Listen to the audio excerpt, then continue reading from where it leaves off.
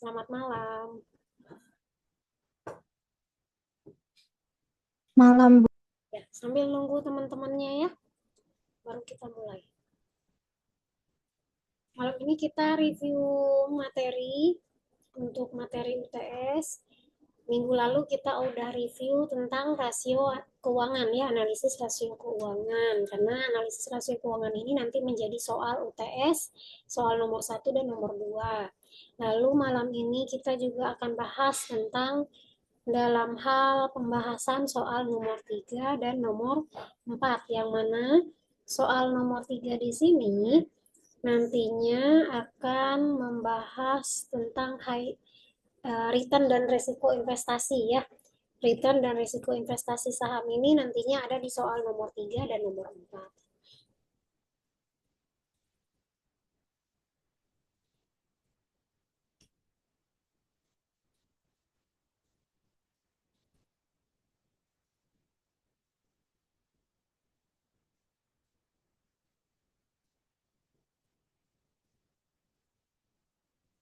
Minggu lalu ternyata Ibu lupa belum upload materi ya di LMS. Karena PowerPoint-nya sebetulnya bukan materi, tapi eh, hanya ditulis ini aja, review materi ya. Jadi nggak ada isi materinya untuk pertemuan 6 kemarin dengan pertemuan 7. Tapi udah Ibu upload ya, barusan sudah Ibu upload.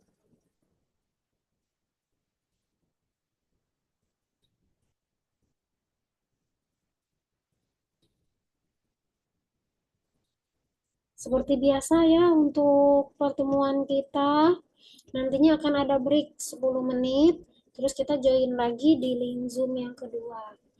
Nah, ini untuk yang pertama itu ini sudah kita bahas materi tentang analisis laporan keuangan pada saat pertemuan minggu kedua dan minggu ketiga. Minggu lalu pun juga kita sudah review ya materi mengenai manajemen keuangan ini dalam hal bahan kajian analisis laporan keuangan. Nah, di dalam hal UTS nanti, materi untuk analisis laporan keuangan ini dia akan keluar di soal nomor satu dan juga soal nomor 2, yang mana di dalam hal materi analisis laporan keuangan ini, melalui soal ini mahasiswa diharapkan nantinya bisa menilai kesehatan keuangan suatu perusahaan berdasarkan nantinya laporan keuangan, atau minggu lalu udah kita jelaskan ya, ada neraca dan juga laba rugi. Nah, dengan menggunakan rasio-rasio yang ada di dalam laporan keuangan atau rasio keuangan utama ya. Nah, rasio-rasio keuangan ini nantinya akan membantu manajer, membantu investor, lalu juga membantu kreditor ya, melihat nantinya dalam hal kekuatan dan kelemahan perusahaan dari berbagai sisi. Seperti misalnya kemampuan dalam membayar hutang, tapi kan likuiditas. Terus dalam hal misalnya eh, efisiensi ya, seperti yang kita bahas minggu lalu. Berarti kan kita melihat nantinya dalam hal ininya ya, analisis laporan keuangannya. Nah, di dalam hal analisis laporan keuangan di sini ada berbagai macam rasio ya yang sudah ada, yang mana rasio-rasionya di sini adalah ada rasio likuiditas. Untuk rasio likuiditas, nah, rasio likuiditas ini adalah liquidity rasio, yang mana rasio likuiditas di sini menunjukkan kemampuan perusahaan dalam memenuhi kewajiban jangka pendeknya. Boleh sambil dibuka ya yang minggu lalu pada saat kita pengerjaan pengerjaan soal yang ada di minggu lalu, biar ini lagi, biar paham lagi. Kan minggu lalu udah Ibu kasih soal, terus juga udah kita kerjakan bareng-bareng, terus juga ada yang latihan mandiri ya minggu lalu. Nah, boleh dibuka lagi. Di dalam rasio likuiditas ini kan udah sama-sama kita ketahui bahwa rasio likuiditas menunjukkan kemampuan perusahaan dalam memenuhi kewajiban jangka pendeknya. Artinya apa? Artinya apakah kas dan aset lancar yang dimiliki sudah cukup untuk membayar hutang yang segera jatuh tempo atau belum gitu ya. Nah, di dalam rasio likuiditas kita sudah belajar ya, ada current ratio. Current ratio itu apa? Current ratio itu adalah rasio lancar. Boleh sambil dicoret-coret ya, yang latihan yang kemarin sambil dipotret. Oh, current ratio itu aset rasio lancar gitu ya. Nah, makna rasio lancar itu apa? Maknanya adalah current rasio ini menggambarkan intinya seberapa banyak aset lancar. Aset lancar ini seperti apa? Kas, piutang, persediaan, dan aset lancar yang lainnya yang mana dimiliki untuk nantinya menutup utang lancar ya. Jadi kalau perusahaan misalnya memiliki current rasionya 2, itu berarti setiap 1 rupiah utang lancar itu dijamin dengan 2 rupiah aset lancar gitu ya. Nah, rumusnya apa? Rumusnya adalah current ratio sama dengan aktiva lancar dikurangi dengan hutang lancar ya, kewajiban lancar ya. Nah, nantinya minggu lalu udah kita buat ya soal dalam hal ini, soal mencari current ratio. Valencia bocor ininya suaranya. Nah, minggu lalu kita udah mengerjakan ya rumus rasio lancar. Dan sudah Ibu jelaskan kenapa rumus dalam hal ini adalah rasio lancar sama dengan aktiva lancar dikurangi hutang lancar. Karena kita di sini kan ingin tahu nih keseimbangan antara aset yang cepat dicairkan atau dalam hal ini numerator ya, dan juga utang yang harus segera dibayar. Utang yang harus segera dibayar itu apa? Dalam hal utang yang harus segera dibayar itu dinamakan denominator. Nah, semakin besar perbandingannya, maka semakin kuat kemampuan di dalam membayar hutang gitu ya. Nah, jadi interpretasi dalam hal manajerial itu nantinya dalam hal misalnya 2 kali. Nah, minggu lalu kita udah bikin tabel ya dalam hal rasio yang dianggap sehat ya dalam hal ini ya. 2 kali berarti sangat liquid. Tapi juga dia bisa juga berarti terlalu banyak dana yang menganggur di dalam kas atau di dalam piutang ya. Nah, kalau 1 kali artinya 1 kali itu cukup aman. Kenapa? Karena aset lancarnya dalam hal ini adalah utang lancar ya. Nah, kalau kurang dari 1 kali gimana? Kalau kurang dari 1 kali berarti artinya kurang liquid sehingga potensi kesulitan bayar jangka pendek nantinya ya dalam hal ini. Contoh dalam hal ilustrasinya kan minggu lalu udah Ibu jelaskan ya. Soal di minggu lalu itu kalau nggak salah PT Sehat ya. PT Sehat memiliki aset lancar 200 juta. Lalu juga memiliki kewajiban lancar misalnya 100 juta. Nah, maka rasio lancarnya itu sama dengan 2. Artinya, untuk setiap 1 rupiah utang, perusahaan itu punya 2 rupiah. Untuk apa? Untuk membayar ya. Ini nantinya yang menunjukkan posisi keuangan yang aman tadi ya. Itu untuk rasio lancar. Terus selain dari rasio likuiditas yang rasio lancar, ada lagi ya, ada rasio quick ratio ya. Rasio quick atau rasio cepat ini dalam hal pengertiannya ya, maknanya ya, makna rasio cepat ini dalam hal, bentar sambil Ibu admit ya, teman-temannya yang baru ini enggak muncul soalnya. Oh ini.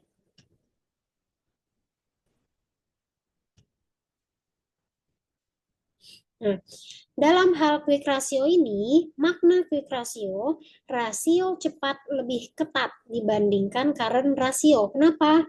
Karena tidak memasukkan persediaan dalam hal inventory, sehingga persediaan ini dianggap kurang liquid. Sebab butuh waktu untuk dijual dan berubah menjadi kas, gitu ya. Nah, rumus rasio quick itu adalah kas ditambah piutang dibagi hutang lancar. Beberapa variasi ini nantinya menambahkan dalam hal apa? Biaya dibayar di muka. Kalau memang misalnya cepat dikonversi, nantinya bisa menjadi manfaatnya dalam hal kas. Itu tergantung lagi nanti dalam hal konteks di dalam perusahaan. Nah, Kenapa sih rumus rasio quick ini adalah ini? Nah, alasannya kita di sini kan hanya menghitung aset yang paling cepat dicairkan ya. Kas, itu kan bisa langsung digunakan untuk bayar. Lalu ada piutang. Piutang juga sama, bisa ditagih dalam waktu dekat ya. Sedangkan persediaan itu belum tentu laku dengan cepat ya. Nah, sehingga minggu lalu juga udah kita bahas nih batas maksimal dan minimumnya ya dalam hal interpretasinya. Satu kali dalam hal ini perusahaan artinya apa? Mampu menutupi seluruh hutang lancar tanpa harus menjual persediaan. Kalau kurang dari satu kali, artinya likuiditas rendah, potensi kekurangan kas dalam jangka pendek ya artinya. Nah itu ya dalam hal quick ratio. Nah yang ketiga ada lagi yang dinamakan dalam hal quick ratio ini dibagi lagi dalam hal ya likuiditas. Setelah likuiditas ada lagi yang dinamakan dengan rasio aktivitas. Nah rasio aktivitas itu apa? Rasio aktivitas Rasio aktivitas ini mengukur efisiensi perusahaan dalam memanfaatkan asetnya ya. Tujuannya apa? Tujuannya nanti untuk melihat seberapa cepat sih aset ini berputar menjadi penjualan atau menjadi kas ya. Nah, di dalam rasio aktivitas ini nantinya di dalam hal ini ada yang dinamakan dengan average collection period ya atau periode rata-rata penagihan hutang. Nah, maknanya apa? Makna di dalam hal avisi atau average collection period ini, avisi ini dia nanti yang akan menunjukkan berapa hari rata-rata perusahaan itu menunggu untuk menerima pembayaran dari pelanggan setelah nantinya penjualan kredit itu dilakukan. Dan rumus perputaran piutang ini juga kita udah belajar ya, penjualan dibagi piutang. Kenapa Bu rumusnya ini? Nah, dalam hal ini kenapa rumusnya ini? Terus hitungnya rata-rata umurnya juga sama ya, 360 dibagi perputaran piutang. Nah, kenapa rumusnya ini? Dalam hal ini, piutang itu mewakili apa biasanya? Mewakili jumlah uang yang belum ditagih, betul kan? Piutang di sini mewakili jumlah uang yang belum ditagih. Sedangkan dalam hal penjualan, penjualan dibagi 360 itu menggambarkan apa? Menggambarkan rata-rata penjualan harian ya. Nah, membagi keduanya itu akan memberi kita berapa hari nantinya rata-rata uang itu tertahan di dalam piutang ya. Nah, interpretasinya di dalam hal menghitung average collection period ini, nih, kalau misalnya standar industrinya adalah 30 hari dan perusahaan misalnya memiliki ACP-nya lebih dari 40 hari, artinya kan apa? Penagihan dalam hal nantinya terlambat ya dalam hal ini. Sebentar ya.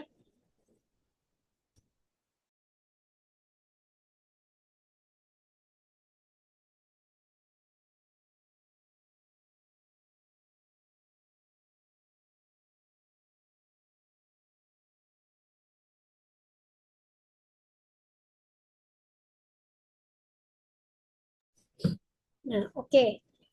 Lanjut lagi. Ya, lanjut lagi. Masih di mood ya. Lanjut lagi. Tadi kita membahas tentang rumus ya.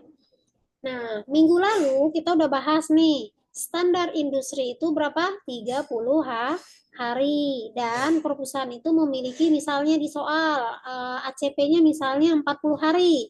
Nah, kalau di sini ACP atau average collection periodnya dalam 40 hari, artinya apa? Artinya penagihan terlambat. Potensi masalah arus kas ya.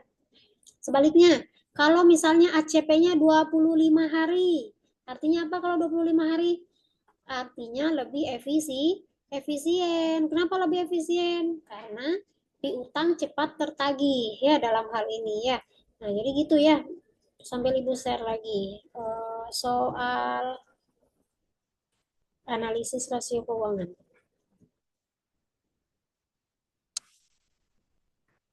Muncul nggak ya di layar? Pak Ibu stop dulu, share ulang kali ya, takut nggak muncul. Rasio keuangan. Nah, yang ini. Nah, yang ini ya. Soal yang minggu lalu yang kita bahas di kelas, kan udah terlihat nih dalam hal ini industrinya nih.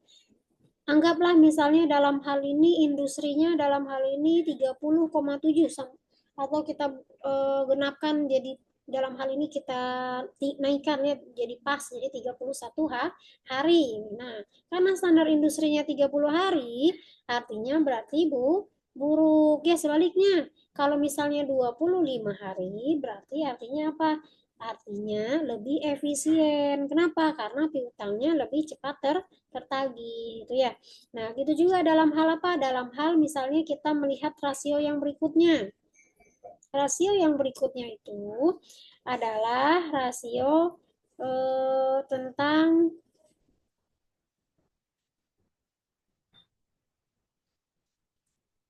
nah, dalam hal rasio leverage atau rasio solvabilitas atau yang biasa kita kenal dengan rasio hutang. Nah, kalau rasio leverage atau solvabilitas, rasio ini biasanya nantinya menunjukkan seberapa besar perusahaan itu dibiayai oleh hutang dibandingkan dengan modal sendiri, gitu ya. Nah, jadi harus paham ya. Kayak minggu lalu kan misalnya Bu kenapa karena ini di atas jadinya dia jelek sementara yang itu di atas dia bagus tapi kita sebelum menentukan baik buruknya kita juga harus paham nih pengertiannya kalau utang kan semakin tinggi semakin gimana ya dihitung lagi nanti perputaran pembayaran piutangnya seperti apa ya jadi belum tentu juga dalam hal ini nanti dianggap buruk. Nah, di dalam hal rasio hutang ini kan menunjukkan nantinya seberapa besar perusahaan dibiayai oleh hutang dibandingkan modal sendiri. Nah, biasanya investor, kreditor itu sangat memperhatikan di bagian ini atau di bagian hutang, solvabilitas, leverage ya. Kenapa? Karena bagian ini berkaitan langsung dengan resiko keuangan dalam hal apa? Financial risk atau resiko keuangan tadi ya. Nah, di dalam rasio hutang, ini kan ada beberapa hitungan nih. Ada rasio hutang, rasio total hutang, ada rasio dalam hal ini debt rasio. Debt rasio itu apa? Debt rasio itu mengukur persentase total aset yang dibiayai oleh hutang. Semakin besar nilainya, sambil dicoret-coret ya yang kemarin dicatat di kelas. Jadi, semakin besar nilai debt rasio ini, maka nanti apa? Semakin tinggi ketergantungan perusahaan pada pinjaman ya. Nah, jadi dicek nanti tuh kalau seandainya dalam hal ini nilai debt rasionya besar nilainya, semakin tinggi artinya ketergantungan perusahaan pada pinjaman. Nah, pertanyaannya, kenapa rumus rasio total hutang terhadap total aset ini rumus itu terhutang dibagi total aktiva? Karena di sini kan kita mau tahu nih, berapa sih bagian dari aset yang bukan milik pemegang saham, melainkan milik kreditor ya. Nah, sehingga rumusnya ini total hutang dibagi aktiva. Nah, interpretasinya juga sama. Kalau debt ratio sama dengan 0,3, 0,3 itu artinya 30% ya. Artinya 30% aset dibiayai oleh hutang. Sisanya berapa berarti? Sisanya 70%. Nah, 70% itu artinya oleh ekuitas. Gitu ya, paham ya? Nah, sebaliknya, kalau misalnya debt rasionya 0,7 misalnya, berarti apa artinya? Tadi kan 0,3, berarti 30% aset dibiayai hutang, 70% oleh ekuitas. Nah, sekarang kalau 0,7, kalau 0,7 berarti perusahaan di sini sangat bergantung pada hutangnya. Kenapa? Karena 0,7 itu adalah 70%. Artinya apa? Beresiko tinggi ya, beresiko tinggi. Kalau bunga naik atau pendapatan tuh turun dalam hal ini ya beresiko tinggi dia. Nah, analoginya gini, analoginya misalnya kalau seorang pebisnis, anggaplah misalnya membeli kendaraan usaha, misalnya nilainya 100 juta. Terus dia misalnya mau meminjam 60 juta dari bank misalnya. Sisanya berarti berapa tuh? 100 dikurangi 60. Berarti 40 juta. Nah, 40 juta ini modal sendiri. Maka depresionya apa? 60 dibagi 100 sama dengan 60 Artinya apa kalau 60%? Artinya lebih dari separuh aset tadi berasal dari pinjaman karena 60% ya. Setengahnya kan adalah 50. Jadi artinya kalau 60% itu apa? Makin tinggi juga ya resiko keuangan yang nantinya akan dihadapi oleh perusahaan ya dalam hal ini. Nah, lanjut lagi. Terus ada lagi yang dinamakan dengan time interest earned atau TIE dalam hal ini. Nah, makna dari rasio di dalam hal ini adalah dalam hal rasio ini nantinya menilai seberapa mampu sih perusahaan dalam hal seberapa mampu nantinya si laba operasi atau laba operasi ini adalah EBIT ya. Dalam hal EBIT ini menutupi beban bunga pinjaman. Jadi TIE ini memberi sinyal nantinya apakah perusahaan itu masih punya ruang aman untuk membayar bunga gitu ya dalam hal ini ya, sehingga rumusnya juga laba sebelum bunga dan pajak atau EBIT dibagi dengan bunga. Nah, kenapa rumusnya ini? Dalam hal ini, EBIT ini kan dalam hal menunjukkan apa? Menunjukkan laba murni dari operasi bisnis. Ini EBIT ini belum dipotong bunga dan pajak ya. Kalau EBIT jauh lebih besar daripada bunga, maka artinya apa? Perusahaan tidak kesulitan dalam membayar bunga pinjaman gitu ya. Nah, interpretasinya gimana? Interpretasinya minggu lalu udah kita bahas ya. TIE sama dengan 3 kali. Kalau TIE sama dengan 3 kali, artinya laba operasi itu 3 kali lebih besar dari beban bunga. Berarti apa? Masih cukup aman ya. Nah, kalau kurang dari satu gimana? Kalau TIE-nya kurang dari satu, itu artinya sangat berbahaya dalam hal ini ya. Kenapa? Karena laba di sini tidak cukup untuk nantinya membayar bunga, apalagi untuk bayar pokok hutang gitu ya dalam hal ini ya. Nah, makanya rumusnya dalam hal ini seperti ini. Karena kita ingin mengetahui tadi ya dalam hal ini. Nah, lanjut lagi. Selain likuiditas, ada lagi rasio yang ketiga, ada rasio profitabilitas. Dalam hal profitabilitas ini menunjukkan nantinya kemampuan perusahaan dalam hal apa? Menghasilkan laba dari penjualan, dari aset maupun juga dari ekuitas ya. Nah, investor itu sering fokus di sini. Kenapa? Karena profitabilitas ini dalam hal profitabilitas yang tinggi itu kan menandakan nantinya manajemen itu bekerja secara efisien. Lalu prospek usahanya artinya juga baik ya dalam hal ini ya. Nah, sehingga rasio profitabilitas ini penting bagi investor. Nah, dalam hal ini ada beberapa ya, ada ROA, ROE ya. Nah, kalau ROA itu kan mengukur kemampuan aset perusahaan dalam menghasilkan laba bersih. Semakin tinggi ROA, artinya apa? Semakin efisien aset itu digunakan. Makanya sambil dicek lagi soal yang minggu lalu. Kita lihat ya, dalam hal ini juga kan ROA tinggi, artinya aset digunakan secara efisien. ROA rendah, artinya apa? Artinya aset besar, tapi kurang produktif dalam hal apa? Dalam hal menghasilkan laba ya dalam hal ini. Itu untuk ROE. ROA. Ada yang mau ditanyakan dulu yang ROA? Belum ya, oke. Nah, lanjut lagi. Di sini ada lagi ROE. ROE itu return on equity. Nah, ROE di sini mengukur tingkat pengembalian bagi pemegang saham. Ini ROE dan ROA itu berbeda ya. Di sini fokusnya hanya pada modal sendiri dalam hal ini ya atau ekuitas. Sehingga rumusnya juga dalam hal ini ROE sama dengan laba bersih dibagi modal saham. Kenapa rumusnya ini? Nah, pemegang saham itu kan dalam hal ini ingin tahu nih, seberapa besar sih keuntungan yang mereka peroleh dibandingkan modal yang mereka tanamkan ya, sehingga nanti kita menghitung nantinya laba bersih dibagi modal saham. Nah, ROE tinggi itu artinya apa?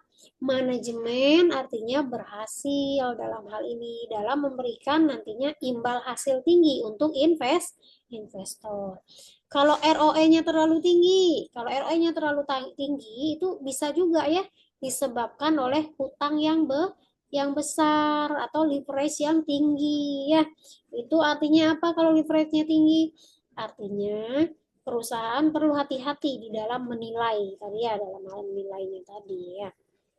Jadi ini penting ROE ini dalam hal menghitung nantinya dalam hal ROE.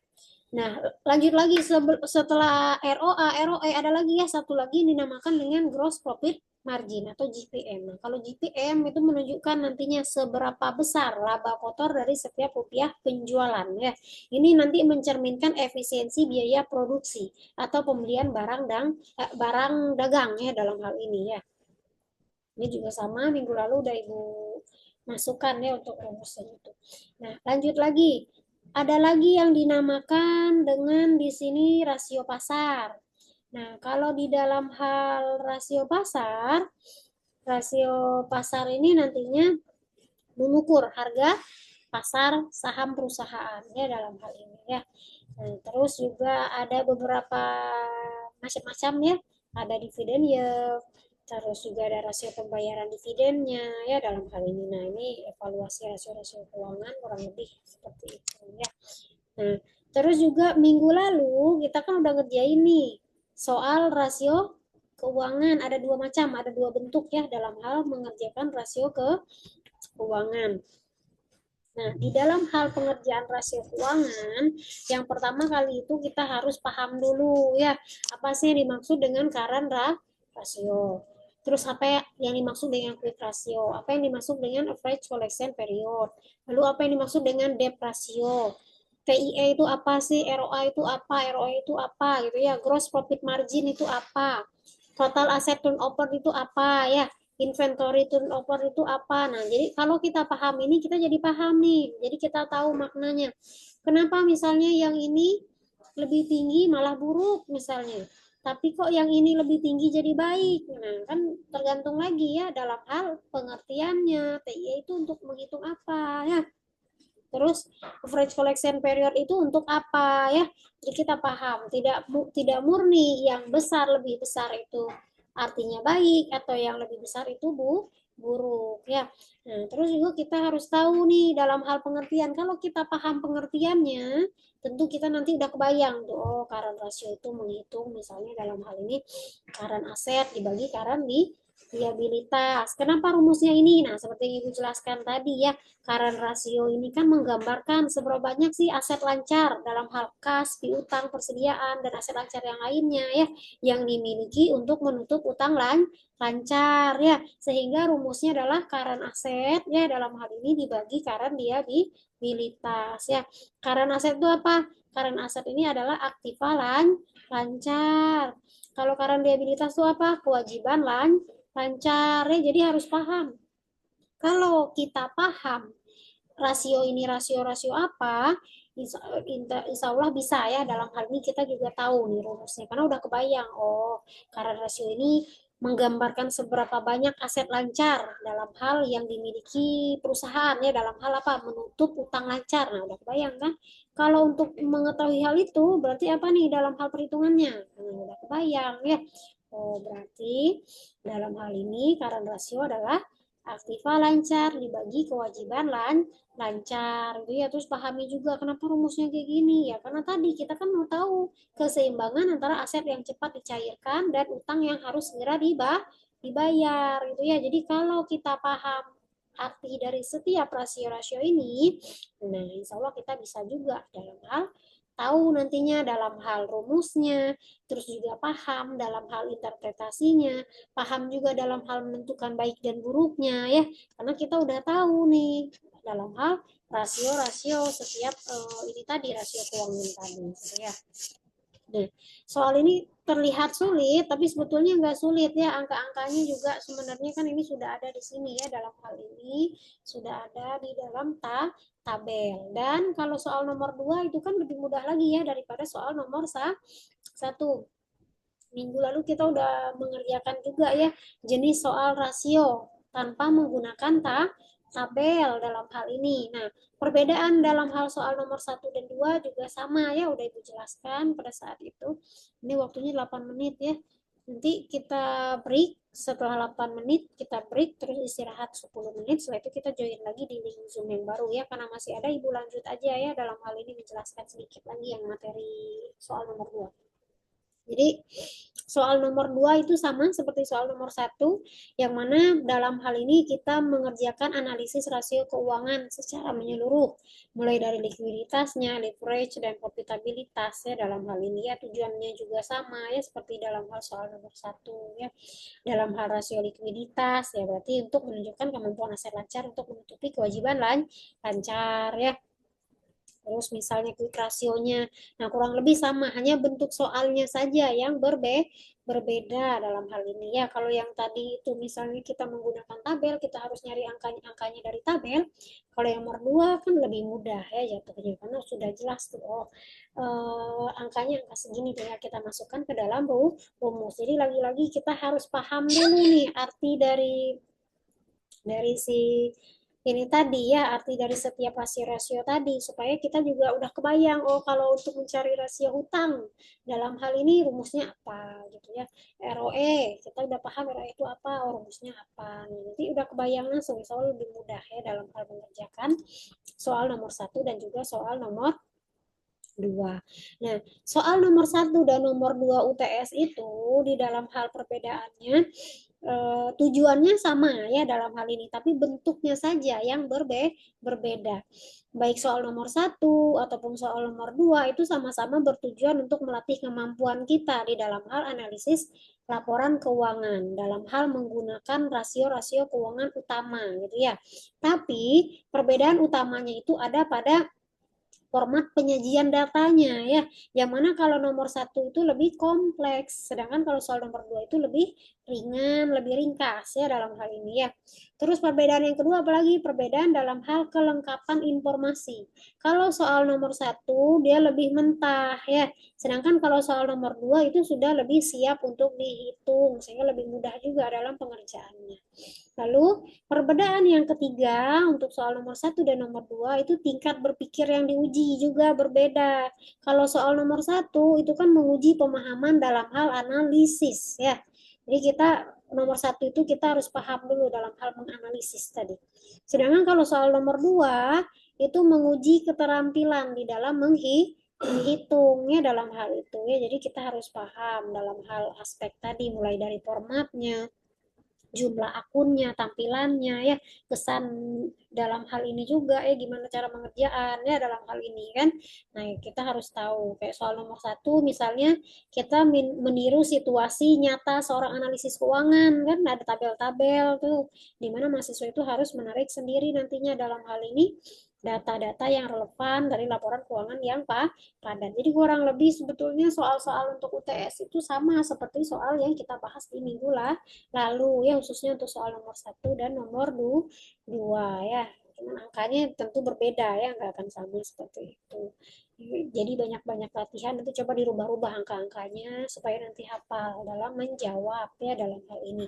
Dan ingat, nanti ada bobot penilaian, jangan sampai nanti dilewat ya.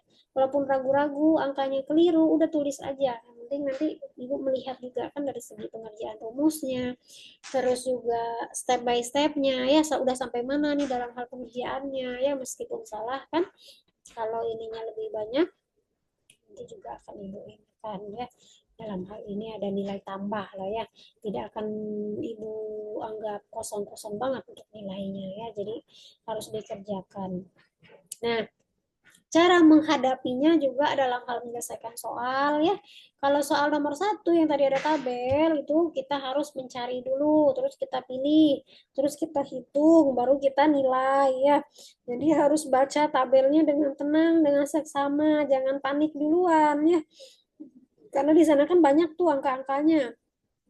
Nah, fokusnya hanya pada akun yang memang dibutuhkan untuk menghitung rasio. Misalnya, minggu lalu Ibu jelasin nih, ini kas, piutang, persediaan gitu ya, total utang, total aset, laba bersih. Nah, gunakan nantinya misalnya stabilo atau garis bawah pada data yang penting tadi supaya nanti pada saat menjawab udah kebayang, oh ini yang di stabilo stabilo. Nah, abaikan aja angka yang di luar yang dibutuhkan di dalam pertanyaan gitu ya.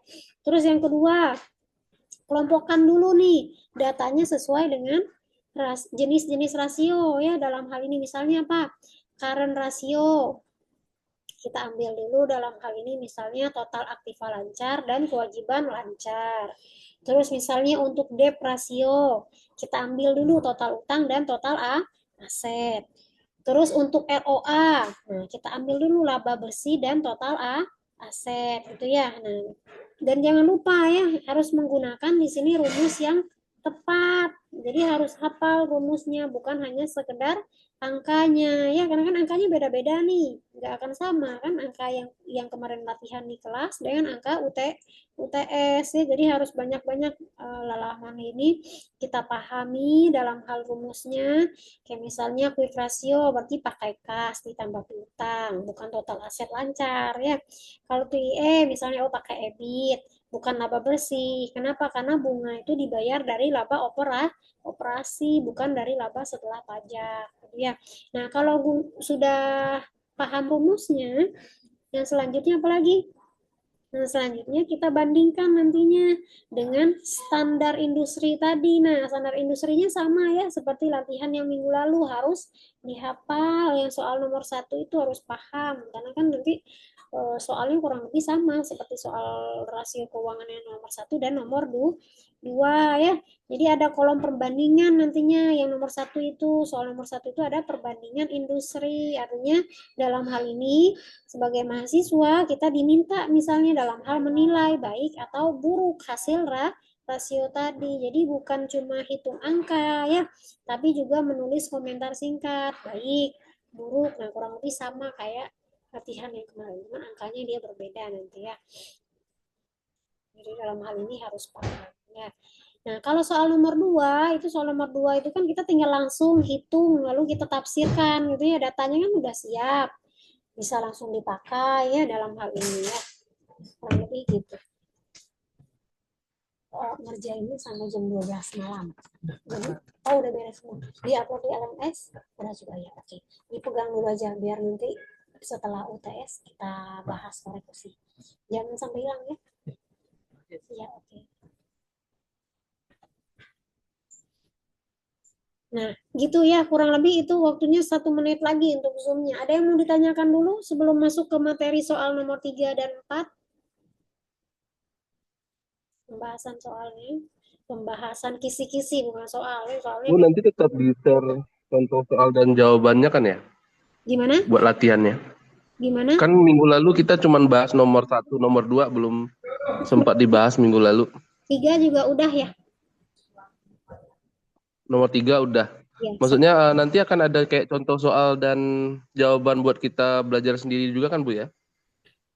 contoh soalnya kurang lebih kayak yang minggu lalu aja. Paling contohnya yang itu.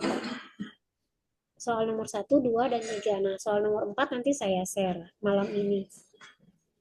Contoh soalnya. Sama jawabannya juga. Kalau 1, 2, dan 3 kan sudah ya di minggu lalu. Minggu lalu kayak nomor dua belum lah kita Bu. Kita loncat langsung nomor tiga deh. Nomor 2 sudah. Yang itu, yang foto rasio, yang tanpa tabel. Kalau nomor 3 tuh pada saat udah mau dekat-dekat beres.